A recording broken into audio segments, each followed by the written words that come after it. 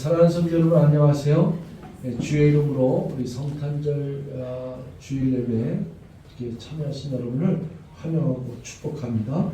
오늘 저와 여러분께 들려주신 하나님 말씀은 마태복음 20장 20절에서 28절까지가 되겠습니다. 마태복음 20장 20절에서 28절. 오늘 말씀의 제목은 섬김의 황금률입니다. 여러분 날씨가 많이 추웠죠? 지난 한 주간 동안에 너무나도 혹한 추위에 어떤 분은 감기 걸릴지도 모르고 많은 어려움이 있을지 모르지만은 또 잘 또 견뎌서 오늘 주일 예배에 이렇게 또 예배를 드리게 되었습니다. 오늘 우리 성탄 주일을 나누고 내일은 성탄 축하 예배를 하는데 우리 옆 사람하고 우리 메리 크리스마스라고 이렇게 우리 앞뒤로 다 인사해 주시기 바랍니다. 메리 크리스마스. 우리 아기 예수 그리스도의 탄생을 축하합니다. 예수님께서 하나님의 아들이 이 땅에 오신 것을 우리가 축하합니다. 우리 28절 말씀 잠깐만 보여주세요. 28절 말씀. 28절 말씀 우리 한 번만 다 같이 읽겠습니다. 시작. 인자가 온 것은 섬김을 받으려 함이 아니라 도리어 섬기려 하고 자기 목숨을 많은 사람의 대속물로 주려 함이니라. 오늘 말씀의 제목은 섬김이에요. 그래서 제가 제목을 섬김의 황금률이라고 이렇게 했는데 이제 예수의 황금률이 유명하죠. 예수의 황금률은 마태복음 7장 12절에 대접을 받고자 하는 자마다 먼저 대접하라. 이게 황금률이에요. 골든률, 변하지 않는, 세상이 아무리 변해도 변하지 않는 룰, 법칙이 있는데 만약에 네가 대접을 받고자 하면은 네가 정말로 그 사람에게 존경과 사랑과 대접을 받고자 하면은 먼저 대접하라. 대접을 받고자 하는 마다 먼저 대접하라. 이게 황금률인데 오늘은 섬김의 황금률이에요. 만약에 내가 누군가로부터 섬김을 받고자 원한다 하면은 먼저 섬겨라 이 뜻입니다. 그래서 하나님의 아들, 정말 하나님의 아들 예수 그리스도는 지극히 높으신 보좌에 계신 하나님과 동등된 본체라고 할 수 있어요.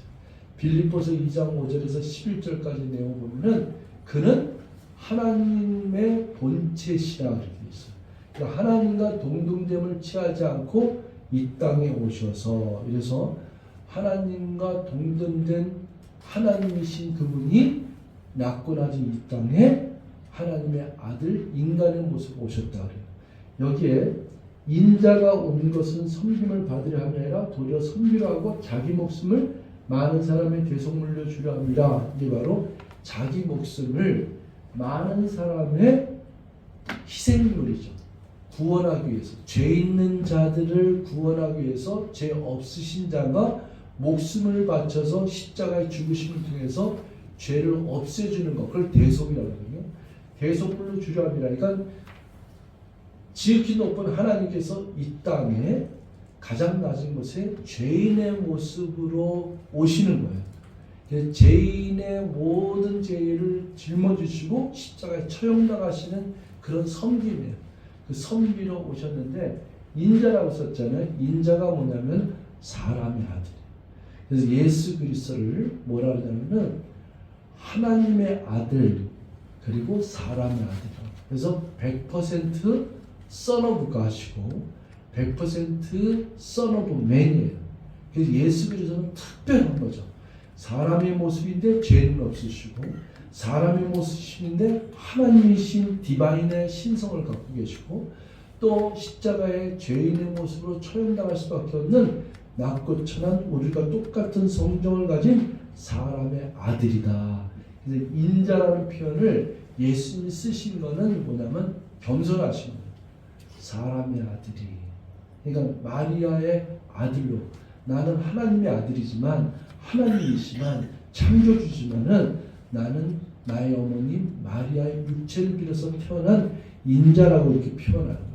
그래서 성경에 인자라고 표현하는 것이 예수님 아니었는데 여기서도 인자가 온 것은 섬김을 받으려 하며 도리어 섬기려 하고 자기 목숨을 많은 사람의 대속물로 주려 하며. 하나님이 우리 인간을 이처럼 사랑하시는데, 하나님이 전지전능하시는데 죄 같은 거 없이 할 수 없겠나요? 사탄마귀 없을 수 있게 하죠.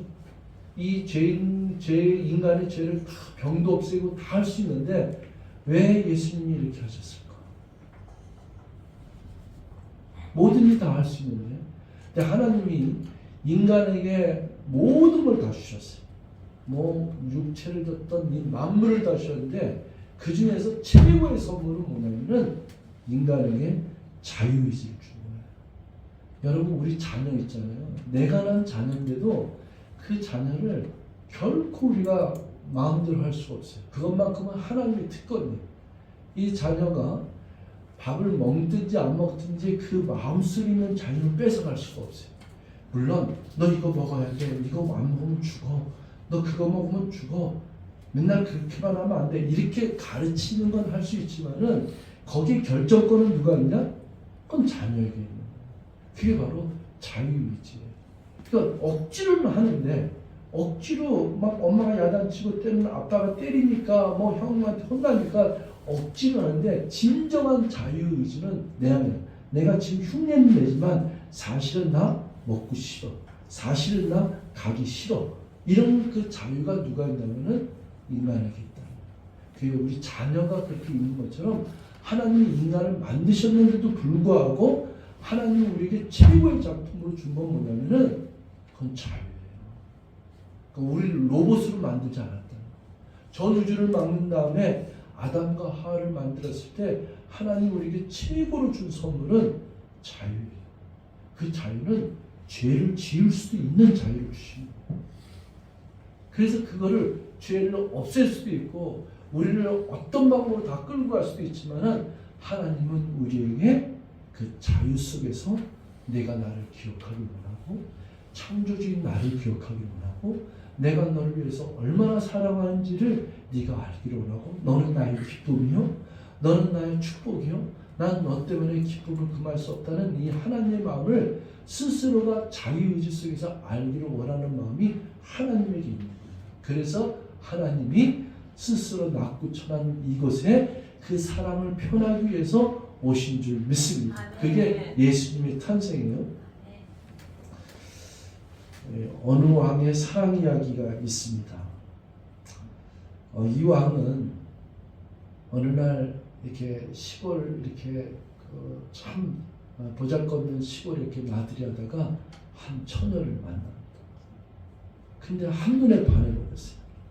한눈에 반해버린 적이 아니라 아주 사랑에 빠졌어요. 왕인데. 왕궁으로 다시 돌아왔는데 이 자기가 만났던 이 여인을 근데 아주 시골에서 농사꾼의 딸로 가난하고 보잘것없고 누더기 옷을 입고 그렇지만은 그 마음속에 너무나도 이쁘고 최고의 여인입니다. 그래서 그 여인을 사랑에 빠져서 어떻게 하면 이 여인을 사랑할 수 있을까? 별 방법을 다 했어요. 옆에 있는 주변에 있는 신하들하고 막 얘기를 하고 내가 이렇게 그 여인을 사랑한다니까 신하들이 뭐라고 얘기했냐면은 왕이여 명령만 내리십시오. 그러면 내일 당장 그 여인을 왕 앞에 데려가겠나이다. 이렇게 얘기합니다. 실제로 왕은 그 정도의 권력이 있는 거예요. 뭐 성경상에서도 우리 에스더서에 나오는 그 아수에로 왕, 에스더 그 왕비를 추초할 때도 그 수많은 사람들이 왕에게 얼굴도 모르는데 왕에게 후궁으로 왕비가 되기 위해서 다 이렇게 왕 앞에 올려 나오지 않습니까? 그런 권력이 왕에 있어요. 그런데 이 왕은 그 방법을 택하지 않아요. 이 왕의 고심하는 마음은 나이가 왕이기 때문에 저 신하들이 그를 갖다가 벼슬을 주고 금 비단 옷을 입히고 가마 타고 이렇게 올라와서 내 앞에 오는 그런 여자를 원하는 게 아니라 그는 권력에 무릎 꿇고 오는 거잖아요.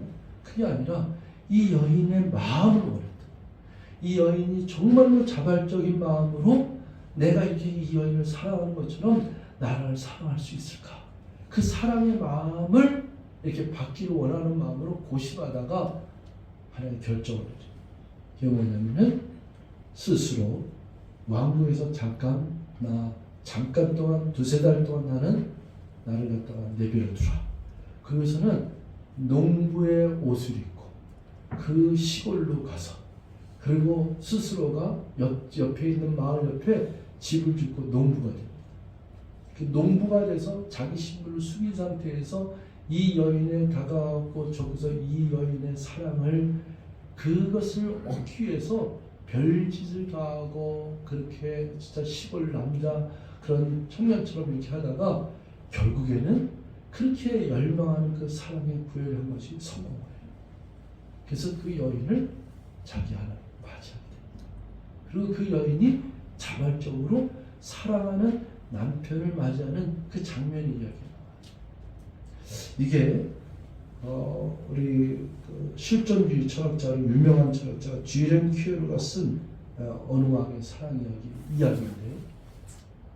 이 이야기는 저와 여러분들이 오늘 예수 그리스도가 하나님이 이 땅에 오신 이유와 목적이 됩니다. 하나님이 말하자면은 뭐든지 다 할 수 있어요. 죄도 없앨 수 있고 악한 놈들 다 죽일 수도 있고 사탄마귀는 하나님이 건들지 않아요. 미카엘 한 사람만 있어도 사탄마귀 다 죽여버릴 수 있어요. 다 괴멸할 수 있어요. 미카엘 천사를 한 번도 이기지 못한 게 그 루시퍼 사탄마귀 옛뱀입니다. 천사 한 명만 가지고도 사탄마귀 다 진멸할 수 있고 그리고 전쟁도 없애고 다 할 수 있어요.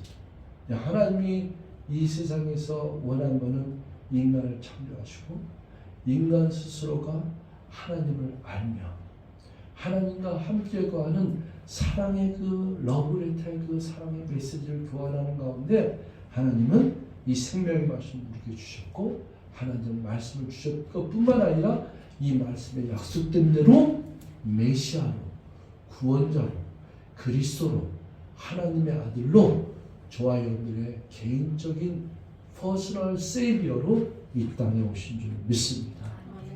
그분이 섬김이에요. 섬기러 오셨고 목적이 인자가 이 땅에 오는 섬김을 받으려 하는가 섬기러 오셨고 그리고 만사의 대속물로 주려 합니다. 오늘 말씀의 배경은 20절부터 보면은 예수님이 제자들과 함께 있을 때 그때 세베대의 아들들의 어머니가 나와요. 예수님이 갈릴리 해변에서 베드로를 제자로 부르세요. 베드로야 나를 따라오라. 내가 너를 사람을 낳는 어부가 되게 하리라. 조금 더 해변을 걸러 올라가다 보니까 세베대의 아들들 즉 야고보와 요한이 있어요. 이 아버지 앞에 배에서 그물을 긋고 있는데 그들도 너희는 나를 따라오라 그러니까 그들이 세베대 아버지를 놔두고 따라온 게 야고보와 요한이에요. 근데 지금은 세베대 아버지가 온 게 아니라 어머니가 예수님 앞에 나와서 예수님 앞에 엎드려 절을 하면서 간청을 해요. 그러니까 예수님을 뭘로 착각했냐면은 권력자로 착각한 거예요. 왜? 예수님이 눈먼 자도 고치고 앉으면 이런 소리 하고 귀신 들리는 귀신에게 명령할 때 귀신이 깜짝 놀라고 산과 바다 이렇게 하는데 이 바다에 풍랑이 일어나는데 바다에 잠잠하니까 바다도 잠잠하고 거기다가 더 놀라운 거는 오병이어의 기적이 일어나잖아요. 그러니까 이 수많은 사람들이 예수님을 쫓아오는데 저분만 있으면 내 인생 문제가 없겠구나. 팔자 고치겠구나. 먹고 사는 데는 문제가 없구나. 병을 낫게 해주시고 배고프면 밥 줄 것이고 풍랑이면 풍랑을 잠잠케 해주시고 그러니까 예수님이 권력자요. 예수님만 따라다니면 뭐든지 다 할 수 있는 수많은 사람들이 벌떼처럼 몰려온 거예요. 그리고 그분한테 요청하는 게 당신이 이 세상을 통치할 때 임금이 되셔서 통치할 때 이걸 간절히 바랬던 게 예수님의 제자들조차도 그렇게 바랬고 거기 찾아온 무리들이 예수님은 왕의 왕 이제 이 로마 제국을 진멸하고 드디어 하나님 나라가 임하는구나 이렇게 착각했던 시대가 그때란 말이에요. 그때 그 수많은 자들이 쫓아오고 제자들이 모였을 때 이 세베대의 어머니가 예수님 앞에 엎드려 절하며 그러니까 영어로는 kneel 무릎을 꿇고 간청하는 거예요. 여러분 무릎을 꿇고 그리고 절을 하고 이게 뭐예요? 이게 뇌물 바치는 모습이잖아요. 뭔가 이렇게 뭔가 청탁하는 모습이잖아요. 그 청탁의 내용이 뭐냐? 당신이 하늘나라의 권자에 임할 때 내 아들이 둘인데 한 아들은 오른편에 한 아들은 왼편에 앉게 하여 주시옵소서. 하여튼 뭐 치맛바람은 이때부터 있었는데 이렇게 소위 말하면 자기한테 하나는 좌의정, 하나는 우의정이 않게 해달라는 거 아니에요? 이게 제자들의 모습이고, 제자들을 키우는 그 어머니의 모습이 이렇게 엎드려 절하며 비겁하게 구걸하는 줄을 예수님께서, 예수님이 너희가 내 잔을 마실 수 있느냐? 내 잔이 뭐예요?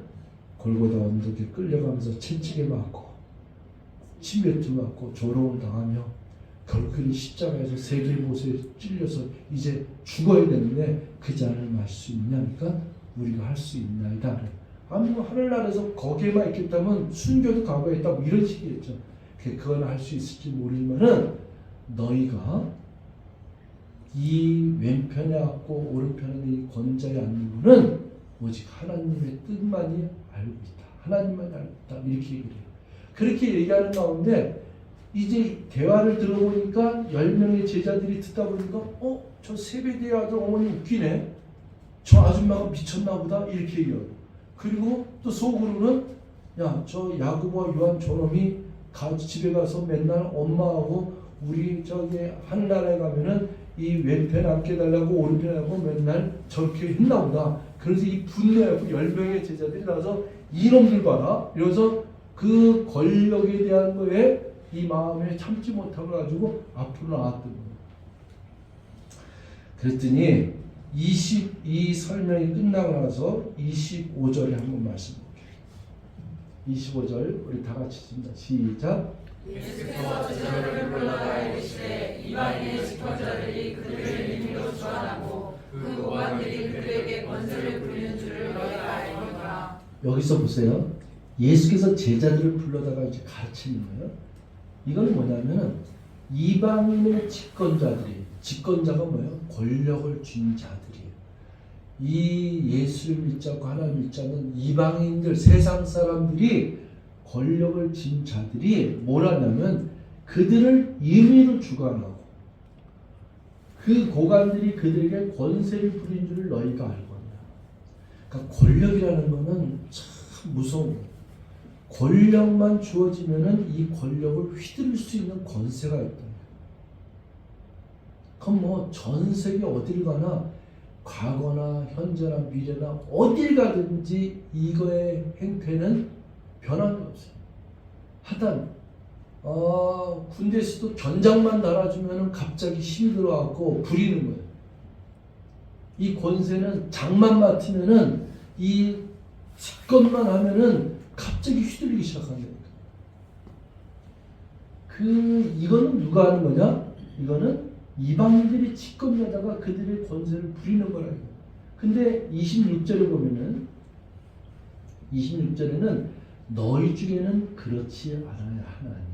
그게 뭐냐면 크리스찬은 달라야 되지 않느냐. 예수를 믿는 네가 하나님을 믿고 나를 구주라고 여기면서 그리고 나를 선생으로 부르는 너희들은 그렇지 않아야 되지 않느냐. 너는 이와 같이 배우지 않았잖아. 이건 뭐냐면 오늘날 크리스찬은 이러지 않아야 되지 않느냐 이거죠.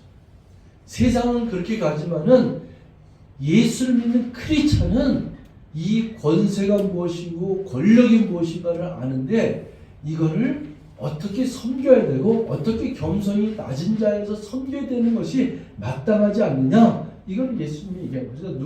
너희 중에 누구든지 크고자 하는 자는 뭐라고요? 너희를 섬기는 자가 돼. 크리스찬은 섬기는 사람.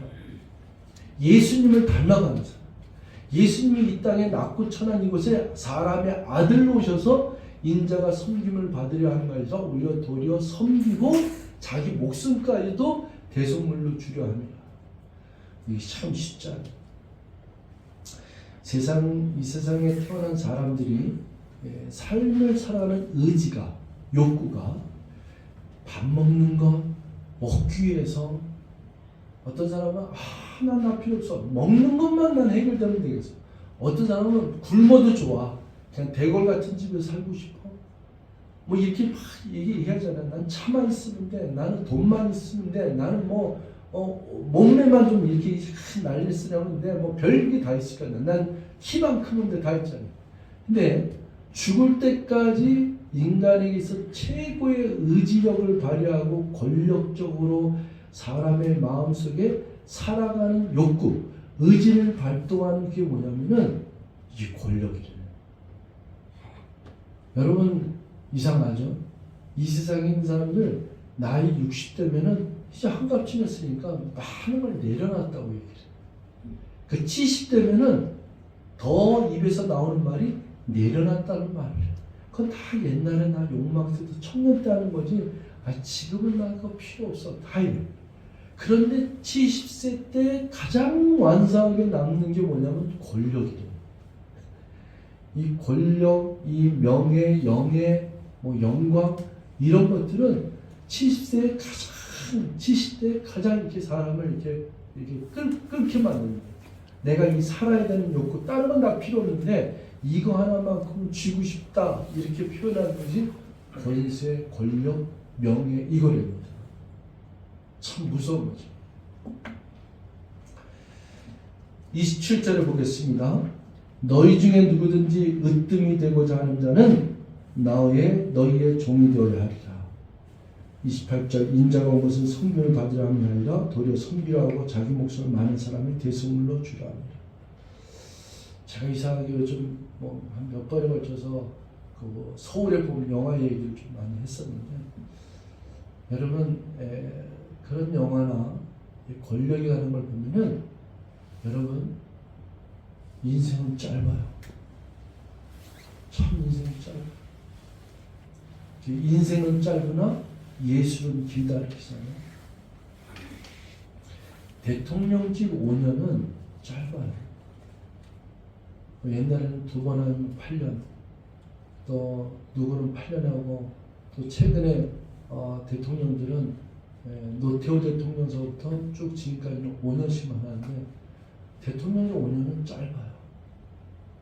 이 짧을 때 권력을 휘두르면 얼마나 휘두르겠습니까? 폼 잡고 얼마나 자기가 누리려면은 이 권세를 누리려면 그게 얼마나 짧아요. 5년이. 대통령뿐만 아니라 왕들은 자기가 재임하는 이 5년 동안은 어떤 거냐면 선서하는 것처럼 목숨을 다하고 이 얼굴에 눈물과 피와 땀방울로 범벅된 아주 그냥 죽도록 이 나라 민족 백성을 위해서 자기의 온 망각을 다 바쳐서 보내는 세월이 그게 5년이 돼야 돼요. 그 5년 그렇게 죽도록 고생하고 죽도록 사람들 앞에서 그냥 백성만 나라 민족을 위해서만 살다가 5년 자라고 평생 그렇게도 사람들이 원하는 이 권세와 영광을 누리는 거예요. 그게 대통령이에요.